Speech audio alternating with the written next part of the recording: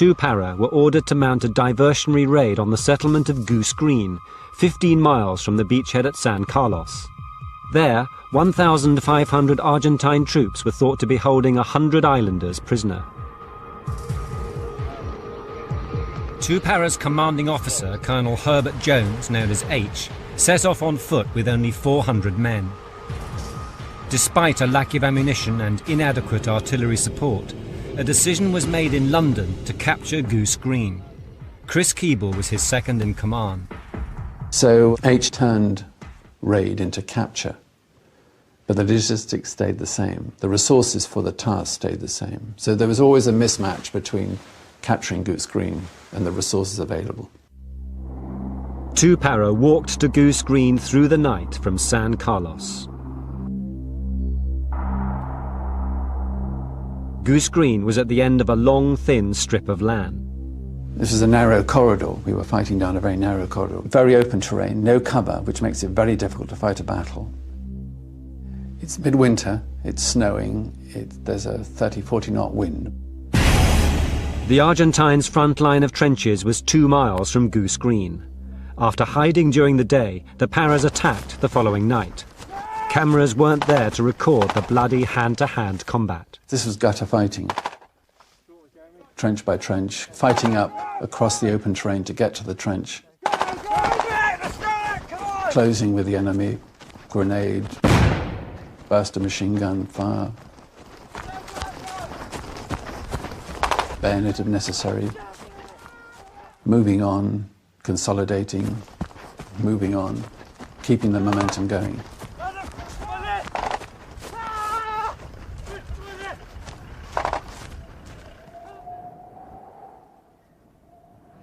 At dawn, after 4 hours of fighting, they encountered the main Argentine defensive positions behind a line of gorse across Darwin Hill.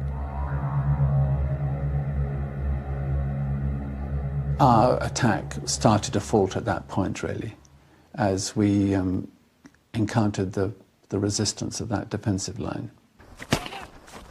David Abels was a young corporal. There was chaos. It was chaos everywhere. Fighting up the gully itself. Take move! My left! A couple of the section commanders from 2 platoon had been either killed or injured.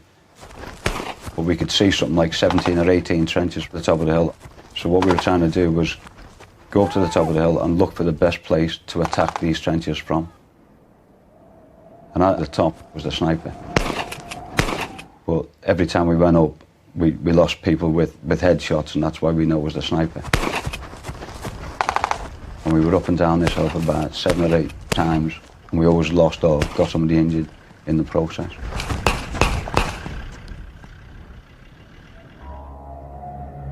A Company was spearheading the attack, but it was down to 2 platoons, 70 men fighting 200 entrenched Argentinians. The Paras hadn't slept for 2 grueling days, and casualties were mounting.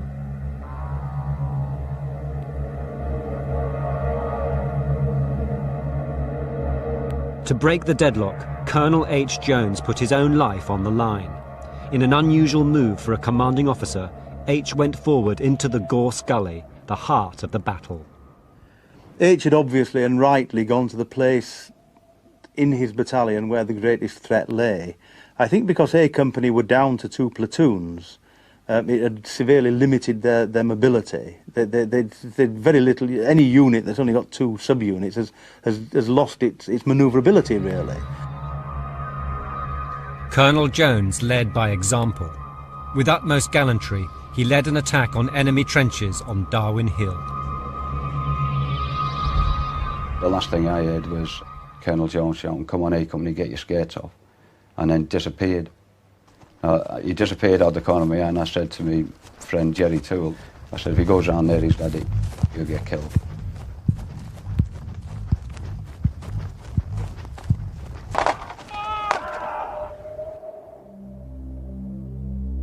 Colonel Jones was shot from this trench and mortally wounded.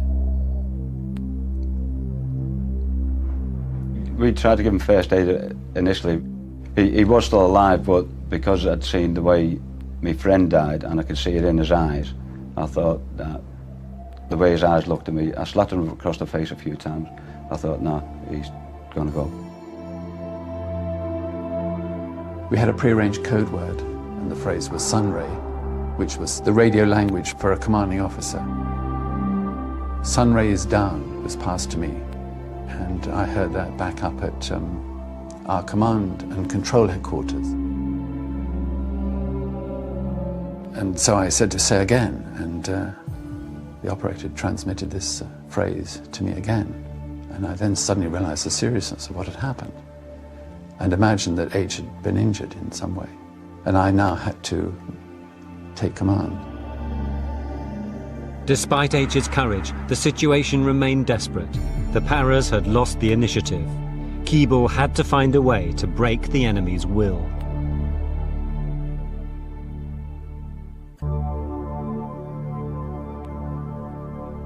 "11 a.m., May the 28th. After 12 hours of fighting, two Paras' battle to liberate Goose Green had ground to a halt. Colonel H. Jones, their commanding officer, was dead, and Chris Keeble, his number 2, had to pick up the gauntlet.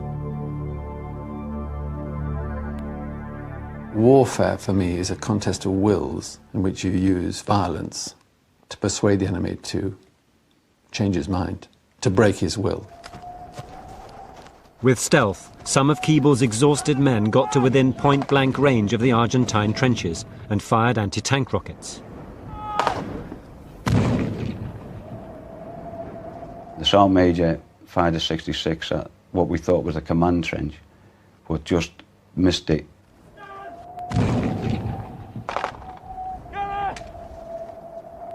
I fired one, and it hit the command trench. And then all of a sudden, the Argentinians on the top of the hill surrendered.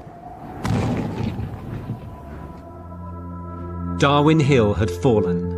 News cameras recorded the high casualties on both sides. The total strength of the Paras was down to just over 300 men. All I could see was a row of about 30 casualties, both English and Argentinian. Everything from head wounds, stomach wounds, shot in the legs, shot in the arms. And it didn't matter who they were actually put in an order of the priority of the seriousness of their injury. So you'd have an Argentinian, Para-Reg, Argentinian. Corporal Abels won the Distinguished Conduct Medal for his actions at Darwin Hill, but the battle wasn't won. A mile away over the brow of Darwin Hill lay Goose Green and 1,300 Argentine troops. Then at 3:30, with his men exhausted and virtually out of ammunition, Chris Keeble finally managed to call in air support. We had been appealing to the brigade to bring in an airstrike. If we could bring in a cluster bomb attack on the outskirts of Goose Green, this would be a real clincher. And by sunset, 3 Harriers came in and dropped the CBUs, cluster bombs, around the settlement.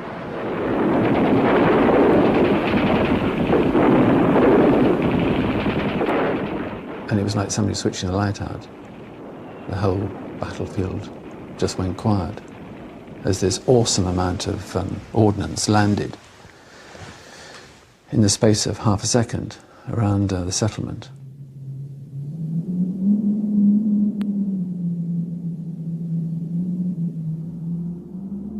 We had not just been fighting, we'd been awake for something like 60 hours, on and off.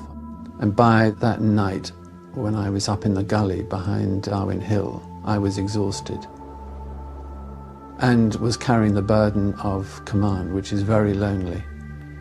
And something like 1 in 6 of us was injured or killed.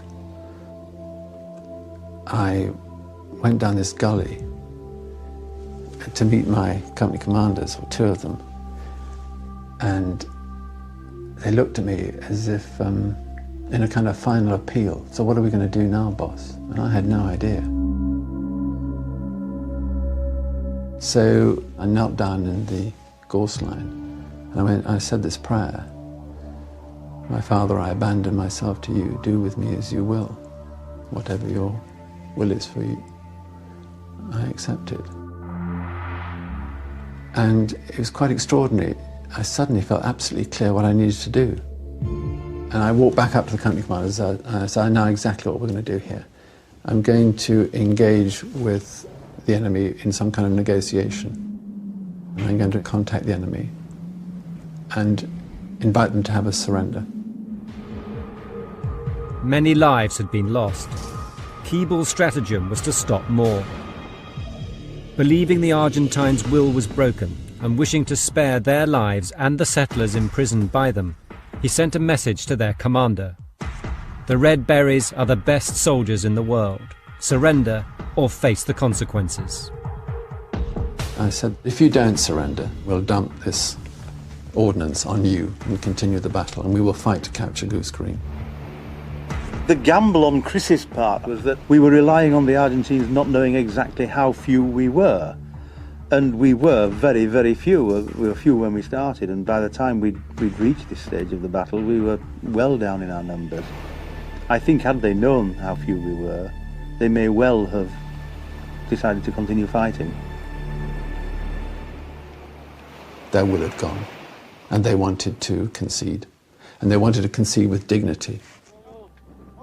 So we arranged for them to surrender as soldiers, not as defeated soldiers. So they formed up in a hollow square outside Goose Green. The Argentine commander saluted me and handed me his pistol, and I invited his soldiers to lay down their weapons. It was something like 1,500, I think, who formed up and formed a hollow square and laid down their weapons.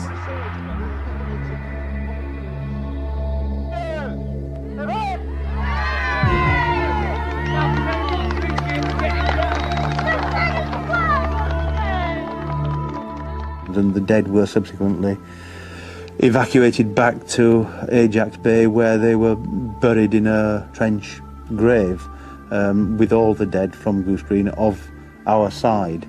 I took the service. Lieutenant Colonel Jones, Captain Dent, Lieutenant Barry, Corporal Hardman. War is just one dreadful sight after another. It is difficult to describe what war's like to a person who's never been in it. In fact, I'd say it's impossible. Lance Corporal Smith, Lance Corporal Bingley, Private Holman Smith, Private Fletcher, Private Illingsworth, Private Meakin, Private Dixon, Lieutenant Nunn. Killing is something that we don't normally do. A battlefield is a highly immoral environment. I'd like to think of myself as a Christian warrior, and the way I translate that into practical action is that as an officer, I am responsible for trying to make violence, killing, justified, legitimate. I have to have some rationale that sustains the legitimacy of what I'm doing. Ashes to ashes, dust to dust.